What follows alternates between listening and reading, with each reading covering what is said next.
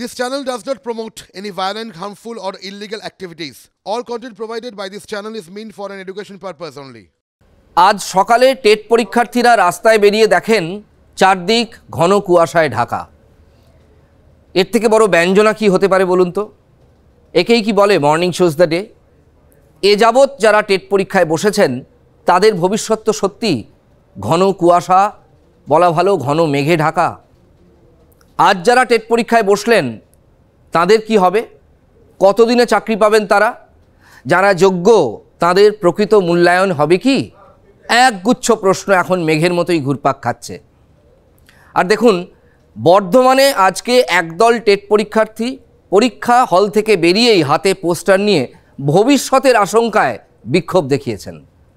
আর TET পাশ করে বসে আছেন এমন একজন বলছেন যে টেট দেওয়া মানে পথে বসা। আজ যারা টেট দিলেন ভবিষ্যতে কোনো এক সময় তাদেরও কি পথে বসতে হবে? ঠিক যেমন এখন রাস্তায় বসে আছেন অসংখ্য পরীক্ষার্থী, অসংখ্য টেট উত্তীর্ণ।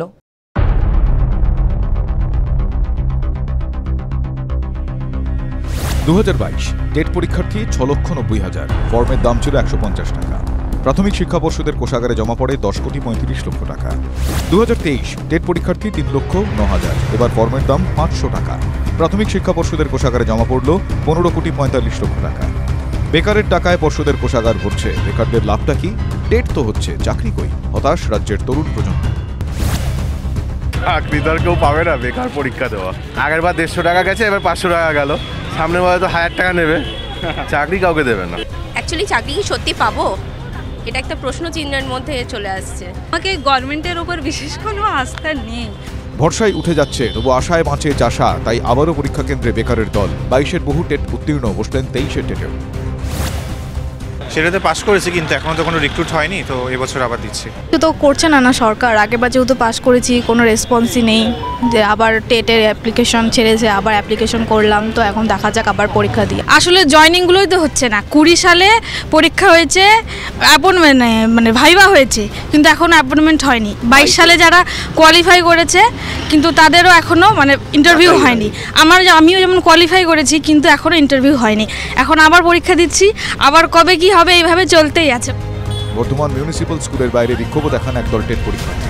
হাতে পোস্টার, নিয়োগ ছাড়া শুধু টেট, করবে না কো খালি পেট। পরীক্ষার দিনই আন্দোলন।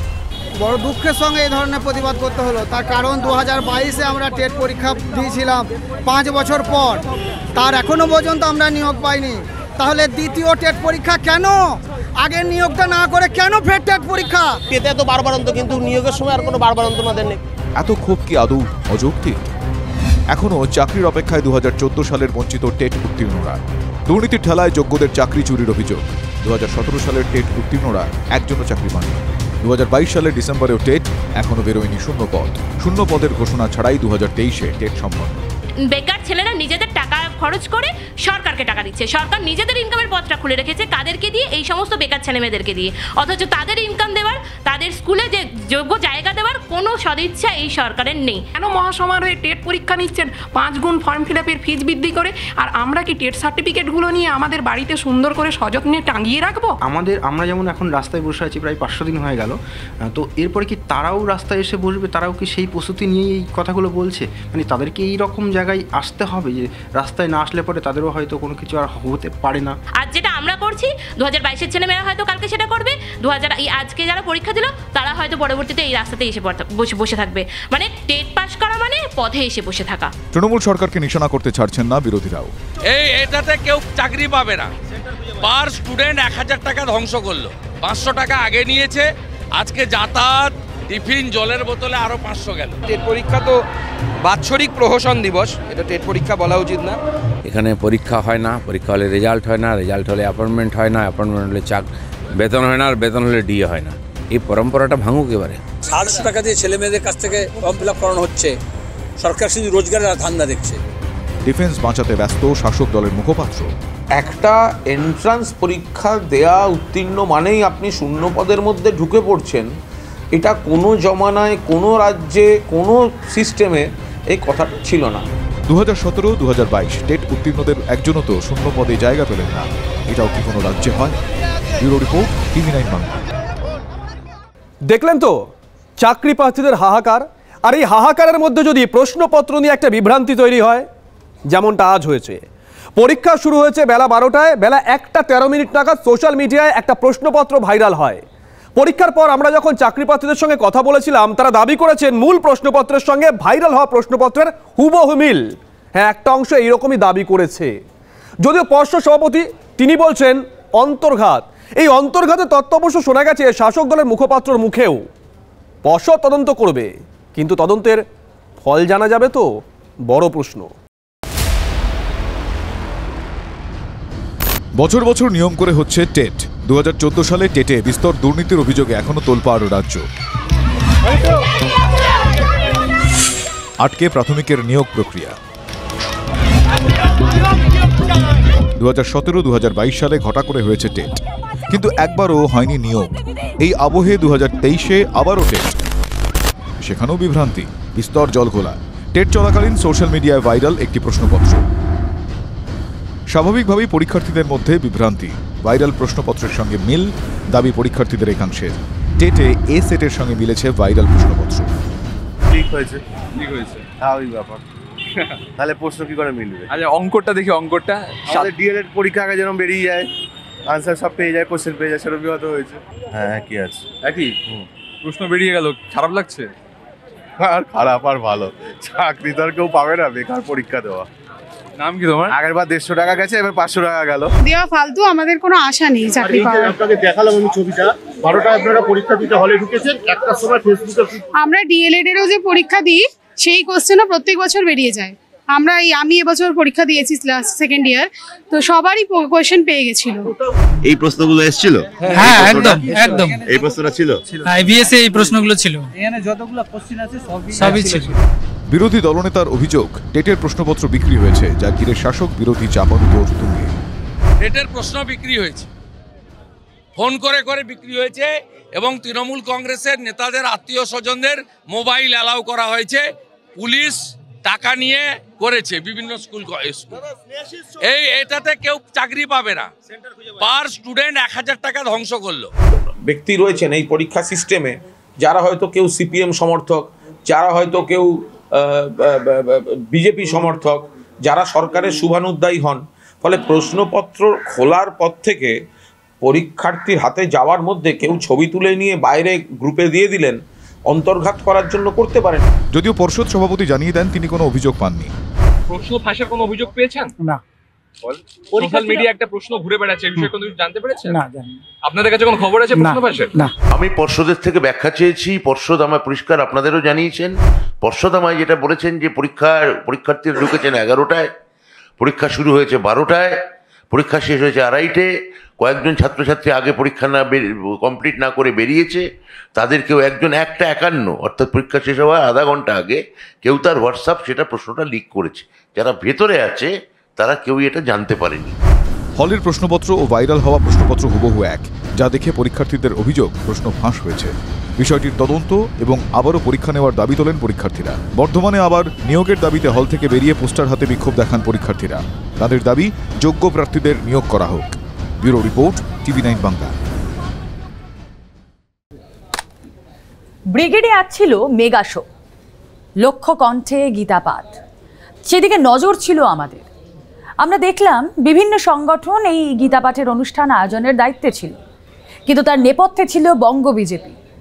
বঙ্গ বিজেপির নেতাদের দেখা গেল আজকের এই গীতাপাঠের অনুষ্ঠানে। কে ছিলেন না? সুকান্ত, শুভেন্দু, রুদ্রনীল এবং অনেকদিন পর আজ আমরা রূপা গাঙ্গুলিকেও দেখলাম এই গীতাপাঠের অনুষ্ঠানে।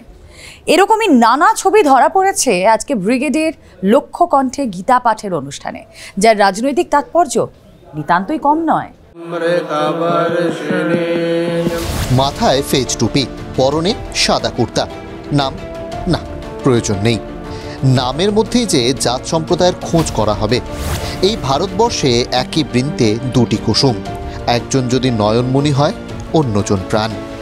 লক্ষ্য কণ্ঠে গীতা পাঠের আসর সকাল থেকে ব্রিগেড গম গম করলো, আর বেলা শেষ হলো এই সম্প্রীতির ছবিটা দিয়ে। এটাই যে আমার আপনার ভারতবর্ষ। ইসলামিক আমাদের মনের মধ্যে আছে, ইসলামিক আছে, হিন্দু আছে, সব আমরা এক জাতি। নানা ধর্মীয় আচারের মধ্যে দিয়ে অনুষ্ঠান। গীতার 5টি খণ্ড পাঠ হলো ব্রিগেড প্যারেড গ্রাউন্ডে। কলকাতার প্রাণকেন্দ্রে সর্বধর্ম সমন্বয়ের বার্তা আয়োজকদের। তাদের দাবি, ব্রিগেডে উপস্থিত ছিলেন 1 লক্ষের বেশি মানুষ। আমরা সবাইকে আমন্ত্রণ জানিয়েছিলাম, রাজনৈতিক দলমত নির্বিশেষে, জাতি ধর্ম বর্ণ নির্বিশেষে। 1,37,000 আমাদের কাউন্টে। শুরুর দিন থেকেই গীতা পাঠের আসন নিয়ে রাজনীতি চরমে। এদিনও সেই ধারা পিছু ছাড়ল না। পুলিশ লাগেনি, কর্পোরেশনের লোক লাগেনি, মানুষ হিন্দুরাই করে দিয়েছে। হিন্দু বিরোধী সরকার পশ্চিমবঙ্গে। 3780 জনের কণ্ঠে গীতা পাঠ হয়েছে। ব্রিগেড ভাড়া করে কি হতো, আমাদের শ্রদ্ধানন্দ পার্কে হয়ে যেত। লোক হবে না বলেই প্রধানমন্ত্রী নিজেও আসবেন বলে আসেননি। যদি মানুষের বিশ্বাসের উপরে ভরসা থাকে তাহলে কেউ মানুষের বিশ্বাসকে টেনে হিঁচড়ে রাস্তায় নিয়ে আসে না, ব্রিগেডের মাঠে নিয়ে আসে না। গীতা পাঠ, তার পাল্টা একই দিনে সংবিধান পাঠ অনুষ্ঠানের আয়োজন সিপিএম ও কংগ্রেসের। ইন্দিরা গান্ধী মূর্তির পাদদেশে সংবিধান পাঠ প্রদেশ কংগ্রেসের। অন্যদিকে সোনারপুরে সংবিধান পাঠ বামেদের। TV9 বাংলা। সমাবর্তন যে কোনো বিশ্ববিদ্যালয়ে পড়ুয়াদের কাছে একটা আবেগ। রোপ পরে ডিগ্রি নেওয়া, ছবি তোলা, বিশ্বাস করুন সারা জীবনে এই মুহূর্তটা না বোধহয় একবারই আসে। কিন্তু ছাত্রছাত্রীদের আবেগ, পড়ুয়াদের আবেগ কে ধার ধারে বলুন তো? যদি ধার ধারতো তাহলে যাদবপুর বিশ্ববিদ্যালয়ের সমাবর্তন নিয়ে এত বিতর্ক কি হতো? এতদিন আমরা দেখেছিলাম আচার্য বনাম শিক্ষামন্ত্রী, আর এবার আচার্য বনাম উপাচার্য। দেখুন।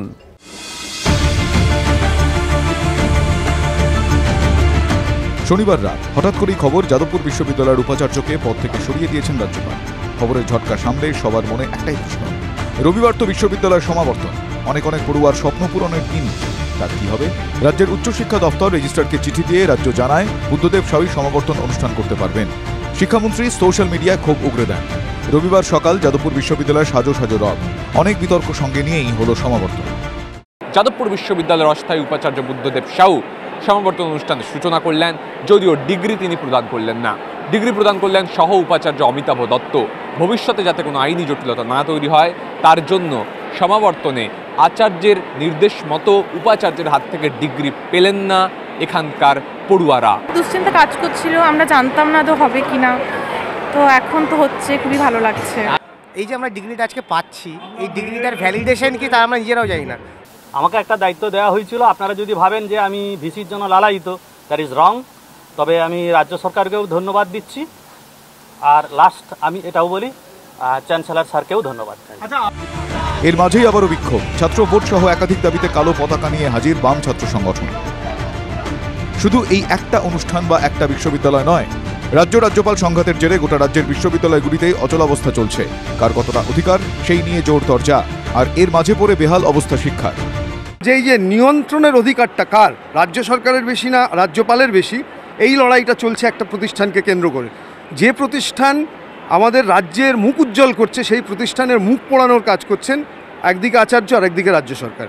আজকে এই ভালো বড় অনুষ্ঠানের মধ্য দিয়ে এই যে আচার্যের যে জঙ্গলরাজ কায়েম করতে চাইছেন তার যে শেষ, তার একটা বড় রকমের সূত্রপাত যাদবপুরে আর কি সংগঠিত আমরা করতে পেরেছি। আজকের ঘটনার পরে আমরা পার্মানেন্ট ভাইস চ্যান্সেলর চাই। আমরা কোনোভাবে আর এই রকম পরিস্থিতির সম্মুখীন হতে চাই না। আমাদের পার্মানেন্ট ভাইস চ্যান্সেলরের ব্যবস্থা করা হোক। বুদ্ধদেব সাউ সমাবর্তন অনুষ্ঠান করলেন, ওদিকে রাজভবনও চুপ করে বসে নেই। সব অস্থায়ী উপাচার্যদের নিয়ে বৈঠক করেছেন রাজ্যপাল, নেওয়া হচ্ছে আইনি পরামর্শ। তিনি একটি টাস্ক ফোর্স বা কমিটি তৈরি করলেন, যে কমিটির যাবতীয় তথ্য তিনি পাঠিয়ে দিয়েছেন ইউজিসির কাছে। কিন্তু কেন এই কমিটি, কেন সমাবর্তনের দিনে অন্যান্য বিশ্ববিদ্যালয়ের উপাচার্যদের নিয়ে তিনি এই বৈঠক করলেন? রাজভবন সূত্রের খবর, বুদ্ধদেব সাউ আচার্য তথা রাজ্যপালের কথা না শুনে আজকে যে কনভোকেশন অর্থাৎ সমাবর্তনের অনুষ্ঠান করেছেন তা আইন সিদ্ধ না আইন বহির্ভূত কাজ, তা পর্যালোচনা করার জন্যই এই কমিটি তৈরি করেছেন এবং তা ইউজিসির কাছে পাঠিয়ে দিয়েছেন। সব মিলিয়ে অবস্থা খুব জটিল। সমাবর্তন, ডিগ্রি, শাসক, বিরোধী, সরকার, রাজভবন, এই শব্দগুলোর মাঝে পড়ে রাজ্যের শিক্ষা ব্যবস্থা হাঁসফাঁস করছে। এইভাবে বিশ্ববিদ্যালয় কতদিন চলবে, কারো কাছে উত্তর রয়েছে কি? সুমন মহাপাত্র, সুপ্রিয় গুহ ও দীক্ষা ভূঁইয়ার রিপোর্ট, TV9 বাংলা। আজকের দিনটা আমাদের জন্য বিশেষ। আজকের দিনটা আমাদের জন্য আনন্দের দিনও আমরা বলতে পারি। তার কারণ আমরা যখন কোনো খবর দেখাই না, শুধুমাত্র সেই খবর দেখানোর জন্য দেখাই না, আমরা কিন্তু মানুষের পাশে থাকি, আমরা সঙ্গে থাকি। এর কথা আমরা বারবার বলি, এটা শুধুমাত্র বলার জন্য বলি না। আমরা এরকম একটা খবর দেখিয়েছিলাম যেটা আমার সহকর্মীর সঙ্গে হয়েছিল। আমার সহকর্মী প্রতারিত হয়েছিলেন, তারপর AEPS সিস্টেম নিয়ে আমরা যাবতীয় খবর বিস্তারিতভাবে আপনাদের দেখাই এবং সেই সঙ্গে এই অঙ্গীকারও করি যে এর শেষ দেখে ছাড়ব। তাই আজকের আনন্দটা এই বড়দিনের মরশুমে বা এই বর্ষবরণের মরশুমে আমাদের কাছে একটু বিশেষ, তার কারণ AEPS সিস্টেম গোটা দেশে বন্ধ, যেটা আমাদের সাফল্য। TV9 বাংলার খবরের জোর আমরা বারবার বলি, হ্যাঁ এটা আমাদের খবরের জোর। দেখুন, আমাদের টানা প্রচারে প্রশাসন ব্যবস্থা নিল। প্রতারণা ঠেকাতে AEPS বা আধার এনেবল পেমেন্ট সিস্টেম বন্ধের নির্দেশ দিল national payments corporation of India. নির্দেশ মেনে AEPS ব্লক করার কাজ শুরু করে দিয়েছে বিভিন্ন ব্যাংক।